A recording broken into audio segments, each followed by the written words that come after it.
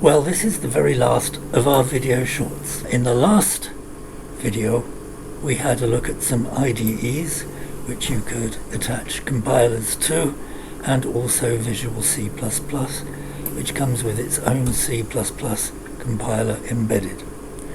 In this video we finally step away from G-Fortran and take a look at some other compilers, all of which are commercial, but all of which will let you use them for free under certain restrictions and under certain conditions. Right, here we are at software.intel.com. As you can see, it's /English US C compilers, choose download. And with related projects, you can see there's the Intel Fortran compiler.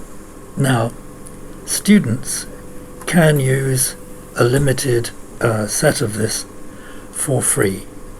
If you're going to use it for free, you have to prove you're a student, which means supplying them with a current valid email address at a recognized, by them of course, a recognized academic institution.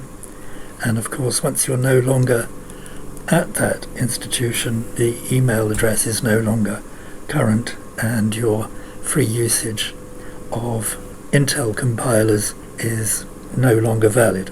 Now the thing is, the Intel Fortran compiler that they give you comes with a version of Visual Fortran which you can plug into Visual Studio. So lots of students will love it because of that, and it looks to be well worth looking into if you're a student. I am, on the other hand, am not a student, so I can't download it, I can't evaluate it, and so I can't really say much more about it than that. Well, there is a restricted use PGI Community Edition of its compilers. There you can see PGI Fortran C and C++ compilers and tools for multi-core CPUs and NVIDIA Tesla GPUs. Just like Intel can optimize their things for the latest Intel chips, PGI is connected to NVIDIA, so the compilers will be optimized for the latest graphics coming out of NVIDIA. The thing is that the PGI Fortran that comes with it is a standalone compiler. There is no version of Visual Fortran that will plug into Visual Studio that comes with Community Edition, whereas of course the paid for edition does come with Visual Fortran. So really you can only use the PGI Fortran compiler as a standalone compiler, rather as you do with the GNU compiler G-Fortran. The other thing is, I have downloaded and tested this out. Where data in Fortran common blocks is concerned, it has exactly the same problem with getting data in and out of DLLs as G-Fortran called by Fortran did. I've no idea whether that's a problem with the Intel compiler. The other thing with both the PGI compilers and the Intel compilers, when it comes to constructing DLLs, it looks to me as though you actually have to do explicit exports of functions and imports of functions in the DLL code and in the calling code, as we discussed with the exclamation mark dec $, and so on, with all those attributes, export and import statements. So as far as I can see, there's no real advantage of using the PGI Fortran compiler at all.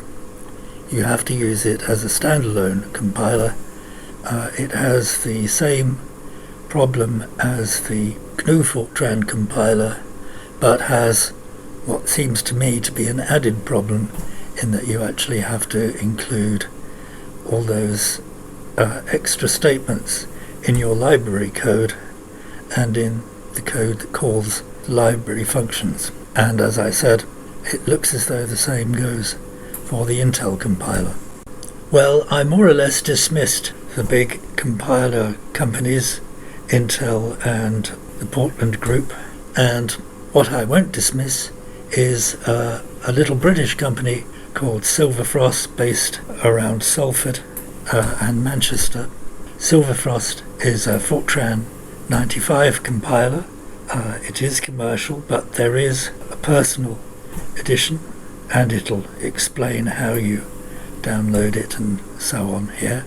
The nice thing is it comes with its own IDE. Let's have a look at it here. FTN 95 has a command prompt, help, and it also has Plato, that's the IDE, its own debugger and linker. What's not so obvious is it actually has its own version of C++. So Silverfrost Fortran grew out of Salford Fortran at Salford University, and Salford C++ was also developed at Salford University. There is a version of it that comes along with Silverfrost. It's no longer being maintained though, so it will be stuck in the past a little bit, but it's still a very good working C++ compiler. Altogether, I found a Silverfrost Fortran very, very nice to use, but it doesn't stop there. Along with Silverfrost Fortran, you get a version that has plugins that enable it to be plugged into Microsoft Visual Studio. You actually need an older version of Visual Studio. You can have different versions of Visual Studio installed alongside each other, and if I do start new project, if I just do Fortran 95 application, you can see under project properties we have linker options and so on, but you can see that they're nowhere near as extensive in the choices that you can have in these drop-down libraries as you saw with the C++ compilers, and I found it difficult linking to external Fortran libraries. But apart from that, we do have a version of Fortran that works with Visual Studio as well, but I would recommend using Plato. I'll just bring that up, by the way. Plato.